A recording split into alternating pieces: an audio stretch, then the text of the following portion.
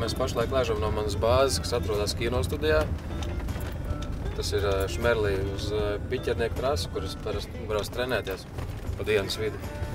Baigi forši, ka trasa ir tuvu kinostudijā, man nav tālu jābrauc. Rīz vēl varētu ar mocu aizbraukt, nelikt busā, bet pirmkārt mocis nav ielas legāls.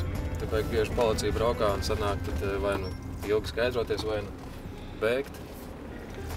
Vai nu arī tad jāliek ir busā.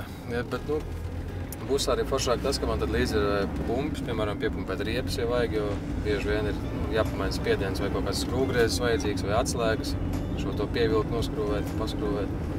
Citreiz arī satraumējās treniņā tā, ka ar mocu pēc tam grūti braukt, un tad labāk ir ar mašīnu. Man vēl kas ir šādā laikā baigi sasvīst, un tad apakaļ braucot ir sakars, pa tādu ceļu vienkārši izpūst baigi, un tad saslimt var ātri.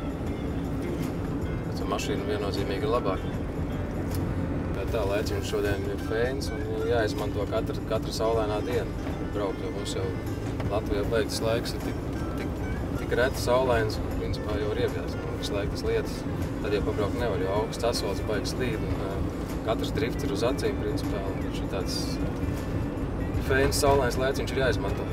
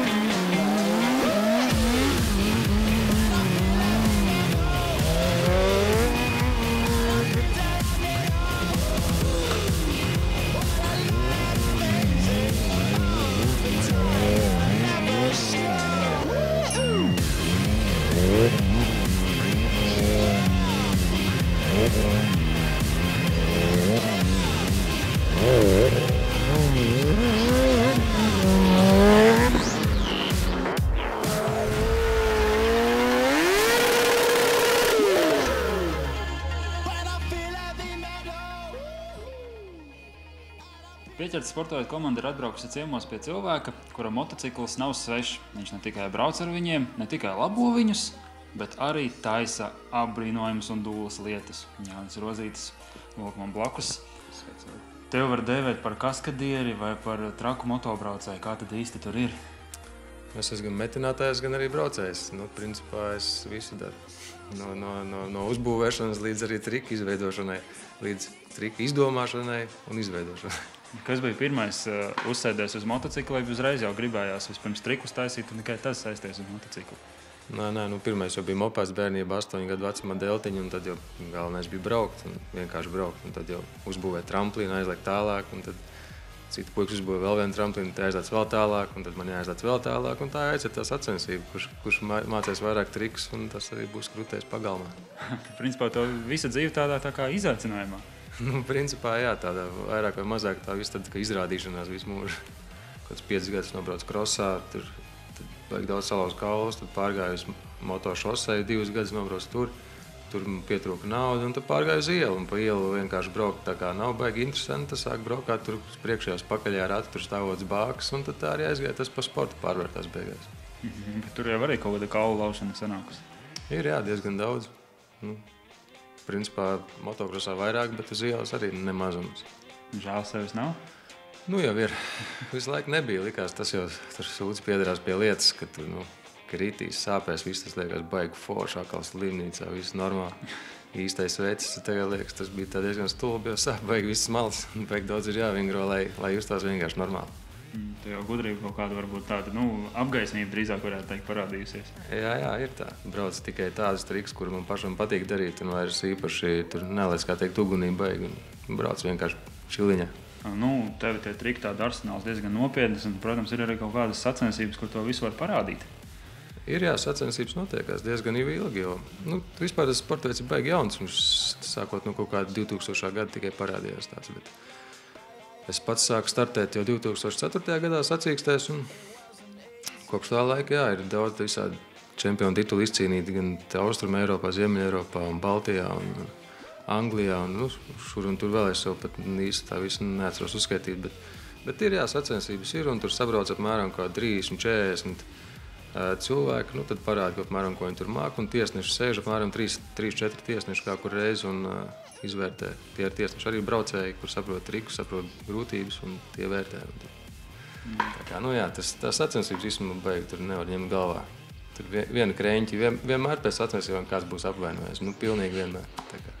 Bet skatītājiem tas ir šovs riktīgais. Ir šovs labs, jā, jo to jau arī drīzumā redzēs īstenībā. Šovs būs, kurā sanāk 6. laikam jūnijā Grīziņā būs. Geto Games kopā rīkojam sacīks diezgan lielas Ziemeļeiropas čempionāti. Tur būs daudz labi braucēji, tur jau varēs atnākt apsvēst. Tur tribīnas baigi ārti sēdēt, skatīties, tur paņem popkornu, sēž visdien kā kino. Un pats jau arī startēs? Jā, es pats arī. Kā notiek tā šova, principā, ko tu rādīsi, kā notiek tas, kā tu rādīsi, ko tu rādīsi, sagatavošana? Tur arī tas process ir tāds, ka, piemēram, pašlaik vēl es negatavoju programmu priekš sacīkstēm, bet es vienkārši slīpēju trikus atsevišķi. Jo gandrīz katru gadu man ir cits motocikls, un pie katra moča vēl ir jāpierod atsevišķi pie tā moča kā tāda. Tad, kad es pie viņa pierastu, tad to noslīpēju jau trikus, kurus es darīju jau pirms tam. Tad tu mēģini kaut ko vēl bišķiņu jaunu pielikt klāt. Un tad pirms sacensībām apmēram kādas 2 nedēļas slīpē tikai programmu. Tu saliec tos trikus tādā secībā tā, lai viņi, teiksim, viens triks turpinātu otru, jo sacīksies nedrīkst būt pārtraukumu. Kad tu tur sēdi un gudro tā, kāds triks tur tagad jādara, vans, ko es aizmirsu. Ir spīkeris priekšā, bet kurā labāk neskatīties, jo skatoties arī zaudē laiku. Jābūt galvā, bet tajā stresā apjūg parasti. Labāk ir, ja tu vari pa brīdim vismaz iemest acis un tad uzvesties atkal pareizā ceļa. Un tad, tā strādā vienkārši programma. Programma ir kaut kādas 4 minūtes. Un tad tās 4 minūtēs tev ir jāparāda viss tas savs labākais un tādā foršā secībā un bez kļūdām vēlams, bez kritieniem. Un pēc tam bāku sausa gandrīz. Pāk savs, pats ar savs. Un tā ir baigi grūts fiziski. Tas ir tās 4 minūtes, ir tāds ritīgs tāds uzrāviens jāuztais. Un jāizliekās pilnīgi pa pilnu programmu. Pēc tam ir pats beigts. Tev kaut kādi arī fiziskie treniņi papildus tam visam jātaisa. Fiziskie ir visu laiku, jā. Tur tā nemaz nav tik vienkārši kā domā, ka tur sēdēt zem moču un braukt vienkārši. Tas ir baigi. Tas ir tā kā lausties visu laiku ar cilvēku, kurš ir 10 reizes stiprāks par tevi. Visu laiku viņš tev met gar zemi. Grib tev nogāzt, kaut ko tev slikti izdarīt. Apmēram tā varētu pielīdzināt. Pārsvarā jau vispār tas diezgan demokrātisks sporta veids, nav dārgs. Ja tā ar motosportu salīdzinām pārējiem, tur, ja tu uzbūvē moci, kas apmēram izmaksā kaut kādu 3-4 tūkstoši eiro, mocis vispār būvē. Pēc tam atliek tikai riepas mainīt, un riepas lietotas maksā kaut kādu 15-20 eiro, un maini tik tās un gāzē. Nekas tur īpaši. Nav žēl, ka tā gumija dedzināt uz asfaltiem. Jā, tur jāskatās, ja teiksim, treniņos, tur katrā treniņā izkūpinās par riepai, tad tā sālīt, bet var to nedarīt. Ar jūtām jāuzvedās. Jā, tā ir. Minēja arī, ka pats taisi motociklus pārbūvēji. Kādi tev tie ražojumi, ko var apskatīt jau? Stanta moči parastie, kas ir aprīkoti stantam, tas ir viens, to jau redzēsiet, bet es vēl esmu uzbūvējis pašlaik tādu tā kā drifta kvadriciklu no Superbike. Tas ir tās kvadricikla krosa un drift un Superbike krustojums, kas sanāk beigās tās drifta kvadricikls, tās mistisks diezgan. Ar to diezgan ir grūti braukt, sarežģīti. Pagājušajā gadā viņš man arī bišķiņ satraumēja tas veriķis, jo viņš tā it kā stabils un negāžās, bet vienā brīdī viņš grib apmest kūleni. Ko pieķert sportotāji skatītāji? Gatavoties karstai vasarai, dedzināsim riepas, leksim cauri ugunīm, būs triki, galva reibinošana un, protams, arī sacensību gars. Kā veiksies, to jau noteikti arī mēs parādīsim raidījumā.